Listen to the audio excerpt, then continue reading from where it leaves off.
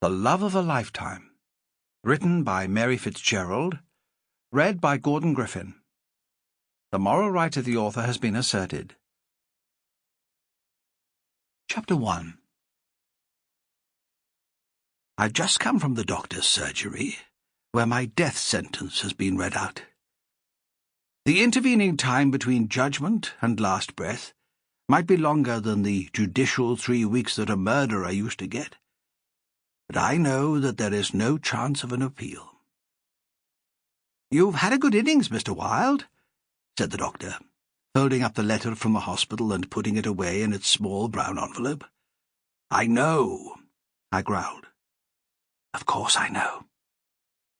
I'm old and sick, and I'd been the one insistent that he tell me the truth. But I didn't want to hear it. Who would? "We can arrange help for you. At home, or perhaps—" He paused. "You might consider residential care?" I didn't waste any time on that. No! I got up from the uncomfortable plastic chair and headed for the door. "Good afternoon, Doctor." Sitting in the back of the taxi on the way home, while the winter rain rattled against the windscreen, I thought about the short time that I had left. How to use it, how to fill the 2 or 3 months before I become hopelessly dependent and have to be hospitalized. My first thought was to get away. I could return to India, live out my last days in a country I have loved almost better than my own. To die in India wouldn't be so bad. It would be a quiet death, without fuss.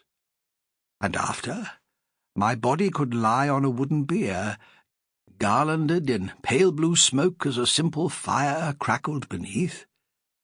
Perhaps my soul would fly away across some holy river to a new life. No bother or commotion. I would be merely another old man who had lived beyond his allotted time. It's tempting. But I know it cannot be. I have one last duty to perform, a duty that through reticence and cowardice I have balked from fulfilling. I have to explain what happened. Tell all the dreadful secrets that have festered in my heart and in my head for so many years. They've lessened me, I know that, when I could have been so different. But fair play, those secrets were not mine to tell. I kept them from the family, for our respectability, even when the best of us and the worst had gone. And soon I'll be gone too, and the wilds of Manor Farm will become a fading memory, and I can't allow that, not without telling how things were, and how they should never have been. I have more paper than this blue writing pad. On the table in front of me is a pile of unused desk diaries, gifts from a feed company I ceased to patronize years ago. They'll do. A wealth of unused pages ready for me to fill. What does it matter if I scribble over the dates?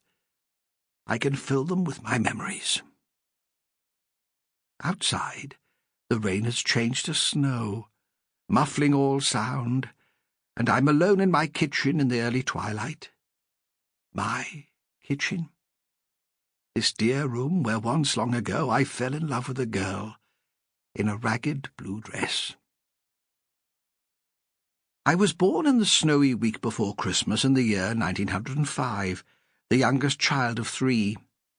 Marion, who was then 11, always said that particular Christmas was the most memorable of her life. She never went so far as to say that her witness of my birth put her off childbearing, but maybe it was so. Albert Baker hinted more than once, always jokingly, that she'd been turned against men by her brothers, and one in particular.